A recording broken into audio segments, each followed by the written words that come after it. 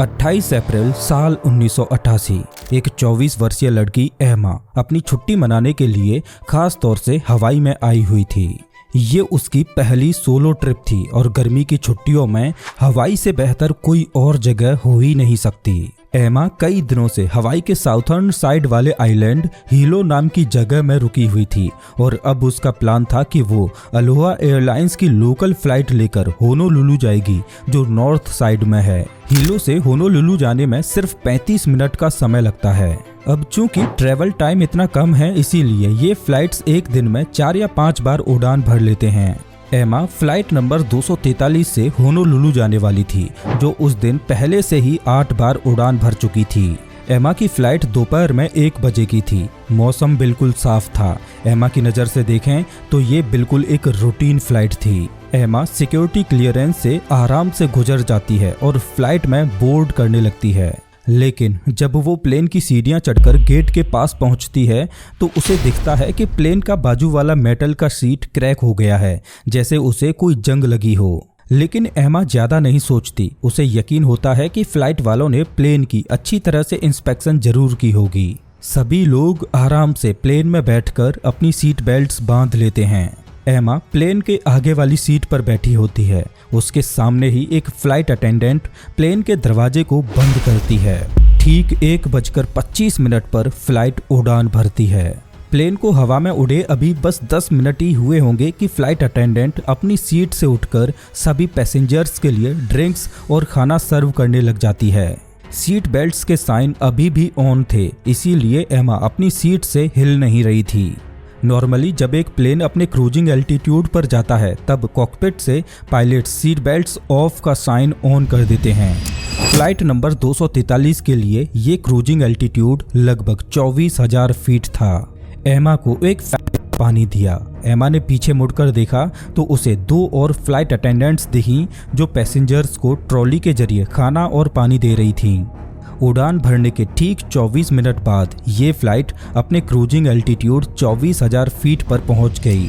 एमा विंडो से बाहर बादलों की तरफ देख रही थी। तभी अचानक से एक बड़ा सा धमाका होता है। एमा के कान बजने लगते हैं। उसे किसी के जोर से चीखने की आवाज आती है और जब वो सर उठाकर ऊपर देखती है तो उसे दिखाई देता है कि जो फ्लाइट अटेंडेंट उसे कुछ मिनटों पहले पानी दे रही थी वो अब हवा में उड़ चुकी है। कुछ सेकंड बाद जब एमा को थोड़ा सा होश आता है तो उसे दिखाई देता है कि उसके सर के ऊपर की छत पूरी तरह से गायब हो चुकी है और उसकी बॉडी पर तेज हवाएं चाकू की तरह हमला कर रही हैं। दरअसल हुआ ये था कि प्लेन के आगे की 35 स्क्वायर मीटर की छत टूटकर हवा में उड़ गई थी। पूरे जहाज के केबिन में रैपिड डीकम्प्रेशन हो गया था, जिससे कोई भी श्वास नहीं ले पा रहा था।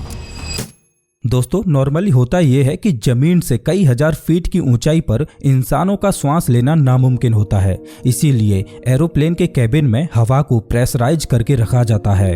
24,000 फीट की ऊंचाई पर हवा बहुत ही पतली हो जाती है और टेम्परेचर भी कई गुना कम हो जाता है।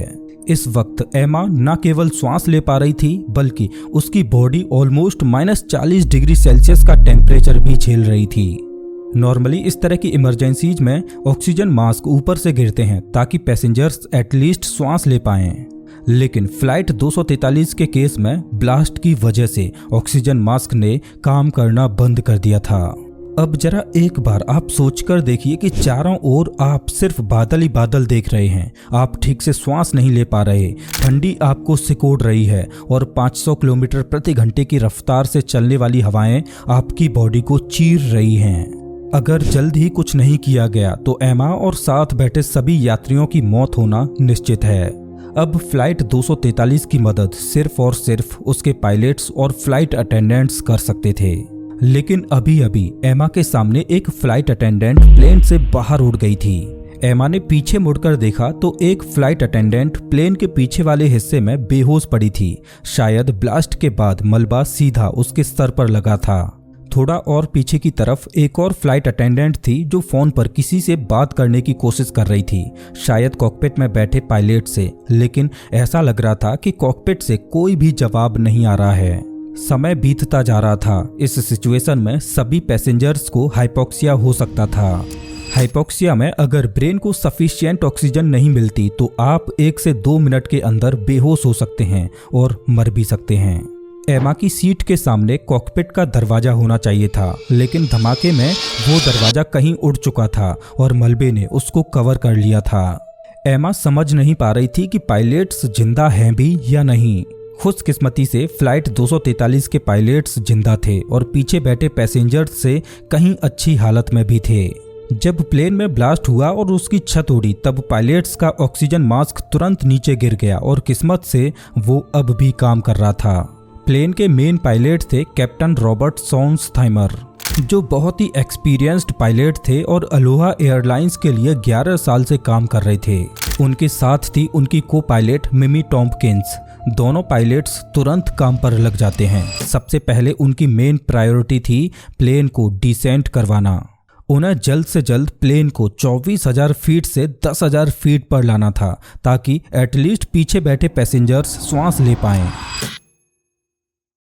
प्लेन की छत को उड़े अभी तक टोटल 3 मिनट गुजर चुके थे, लेकिन किस्मत से प्लेन अभी भी पायलट्स के कंट्रोल में था और वो अब प्लेन को 14,000 फीट की ऊंचाई पर ले आए थे। इस हाइट पर ज्यादातर पैसेंजर्स के लिए श्वास लेना मुश्किल नहीं था और लोग हाइपोक्सिया से भी बच गए। पायलट्स तुरंत होनोलुलु एयरपोर्ट के बेस से कांटेक्ट करते हैं और उन्हें अपनी सिचुएशन के बारे में बताते हैं, लेकिन एयरपोर्ट ऑफिशियल्स उन्हें एडवाइज करते हैं कि होनोलुलु पहुंचते पहुंचते यात्री ठंड से हाइपोथर्मिया का शिकार हो जाएंगे और कोई बच नहीं पाएगा। उन्हें तुरंत अपने प्लेन को माउई एयरपोर्ट की ओर मोड़ना होगा। लेकिन उसी वक्त पायलट्स को एक और बहुत ही डरावनी चीज रियलाइज होती है। दरअसल हुआ यह था कि जब प्लेन की छत फटी थी तो आगे मौजूद नोज जहां पायलट्स बैठे थे वो लगभग 1 मीटर नीचे झुक चुकी थी। अब पायलट्स का कॉकपिट और कैबिन सिर्फ प्लेन के नीचे वाले हिस्से से जुड़ा हुआ था। अगर प्लेन पर ज्यादा प्रेशर पड़ा तो दोनों हिस्से एक दूसरे से अलग हो सकते थे और उस केस में सबकी मौत होना निश्चित था। कैबिन में बैठी एमा नोटिस करती है कि प्लेन थोड़ा नीचे आ चुका है और अब वो श्वास ले पा रही है, लेकिन जब वो प्लेन से बाहर देखती है तो डर के मारे उसकी चीख निकल जाती है। प्लेन अब इतना नीचे आ गया था कि उन्हें द हलीकाला समिट दिखाई दे रहा था, जो हवाई के बहुत बड़े बड़े माउंटेन्स हैं। अगर थोड़ी भी चूक हुई तो प्लेन सीधा पहाड़ से टकरा जाएगा। पायलट्स ने भी उन पहाड़ों को देख लिया था। ये पहाड़ माउई एयरपोर्ट और प्लेन के बीचों बीच खड़े थे। कैप्टन रॉबर्ट प्लेन की स्पीड को धीरे करते जा रहे थे। उन्होंने अपनी स्पीड करीब 170 नॉट्स पर सेट कर दी। अगर वो इससे स्लो गए तो पहाड़ी से टकरा जाएंगे। अपने कई सालों के एक्सपीरियंस की मदद से वो उन पहाड़ियों के बीच से निकल जाते हैं और प्लेन को एयरपोर्ट की ओर मोड़ देते हैं। एयरपोर्ट पर बहुत सारे फायर फाइटर्स और एम्बुलेंस पहले से खड़ी थीं और प्लेन के आने का इंतजार कर रही थीं। पीछे बैठे पैसेंजर्स भी देखते हैं कि प्लेन एयरपोर्ट की ओर मुड़ रहा है। वो समझ जाते हैं कि कॉकपिट में बैठे पायलट्स सही सलामत हैं और जल्द ही प्लेन को लैंड करवाने वाले हैं। जैसे जैसे रनवे पास आता जाता है तो को पायलट मिमी प्लेन का लैंडिंग गियर नीचे करती है। प्लेन में टोटल 3 गियर्स होते हैं, पीछे 2 और सामने एक नोज गियर। पायलट्स को ये तो दिखाई दे रहा था कि पीछे वाले दोनों लैंडिंग गियर्स खुल चुके हैं, लेकिन सामने वाले नोज गियर की लाइट अभी भी नहीं जल रही थी। पायलट्स खुद बाहर निकलकर नहीं देख सकते थे कि नोज गियर खुला है या नहीं, इसीलिए उन्होंने अज्यूम किया कि उनके प्लेन के पास नोज गियर नहीं है। पायलट्स ने माउई बेस को इन्फॉर्म किया कि वो लोग बिना नोज गियर के ही लैंड करेंगे और हो सकता है कि कोई एक्सीडेंट हो जाए, इसीलिए हर चीज के लिए रेडी हो जाओ। अब दोस्तों प्लेन को विदाउट नोज गियर के भी लैंड करवाया जा सकता है, लेकिन ये बहुत ही खतरनाक मैन्यूवर है जिसमें एक भी गलती होने पर पूरा प्लेन आउट ऑफ कंट्रोल हो सकता है। अब फ्लाइट 243 का केस बहुत ही ज़्यादा अलग था। जैसा कि मैंने अभी आपको बताया कि प्लेन का कॉकपिट और कैबिन सिर्फ प्लेन के पीछे वाले हिस्से से जुड़े हुए थे। अगर बिना नोज गियर के लैंडिंग हुई तो वो दोनों हिस्से पक्के तौर से अलग हो जाएंगे और इसमें पायलट्स की जान जाना लगभग निश्चित है। इस केस में पीछे की तरफ मौजूद फ्यूल टैंक भी डैमेज हो जाएगा और प्लेन फट जाएगा, लेकिन इसके अलावा पायलट्स के पास और कोई ऑप्शन नहीं था। पायलट्स प्लेन को और नीचे लेके आने लगते हैं। एमा ने देखा कि रनवे सामने दिखाई दे रहा है। वो तुरंत अपना सर नीचे करके भगवान से प्रार्थना करने लगी।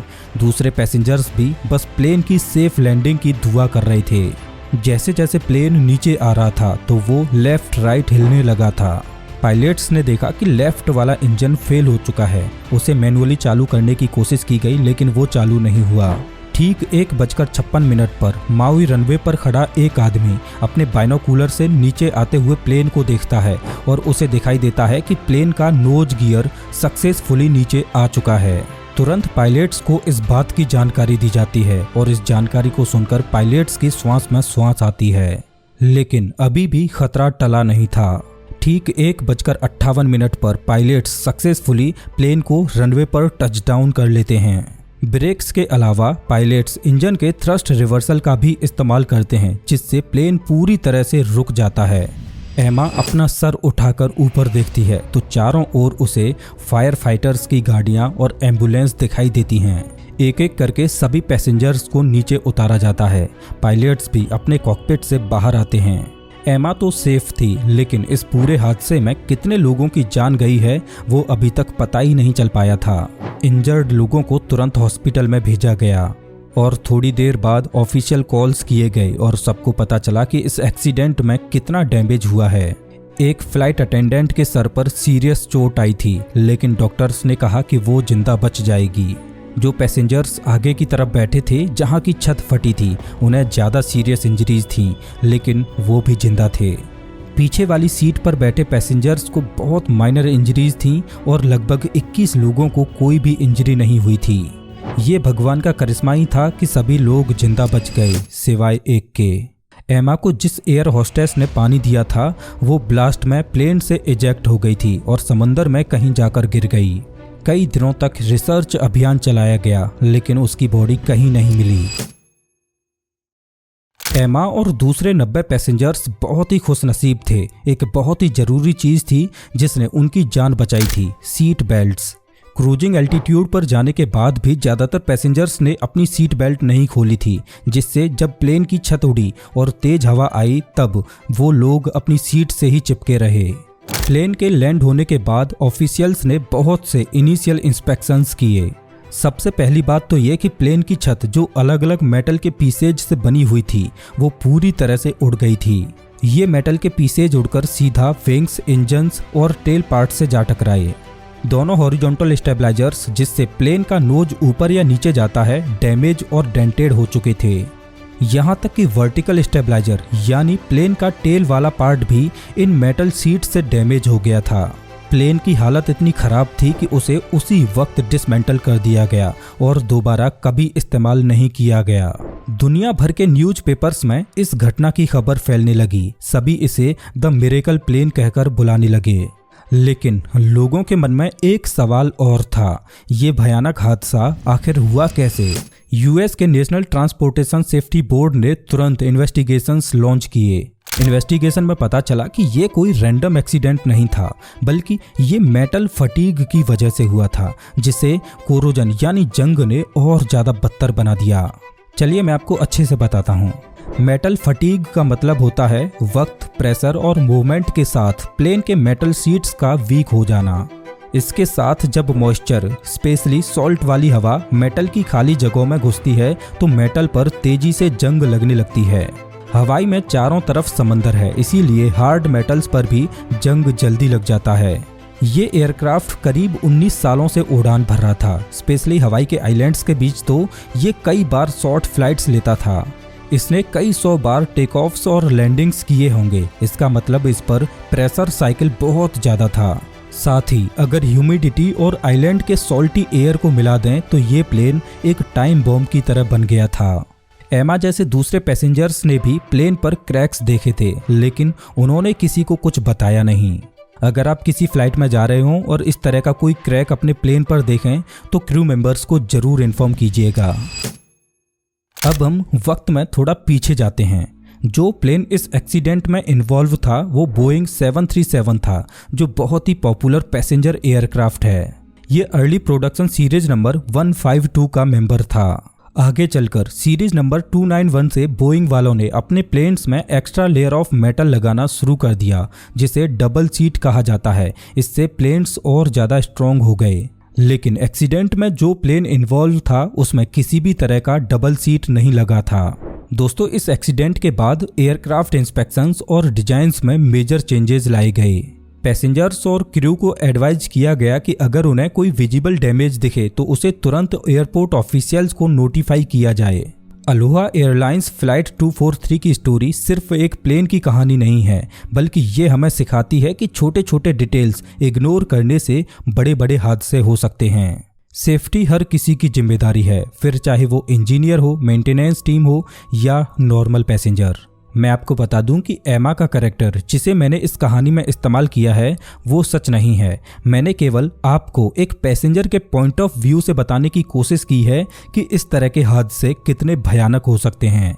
लेकिन ये बात जरूर सच है कि जो लोग अलोहा एयरलाइंस की फ्लाइट 243 में बैठे थे उनकी जान हलक में आ चुकी थी। तो दोस्तों, इस वीडियो में बस इतना ही। वैसे आप हमारे चैनल पर इसी तरह के और भी वीडियो देख सकते हो। वैसे आप हमारा ये वीडियो कौन से शहर से देख रहे हो मुझे कमेंट करके जरूर बताएं। मिलता हूं मैं आपसे एक नई वीडियो में, तब तक के लिए नमस्कार।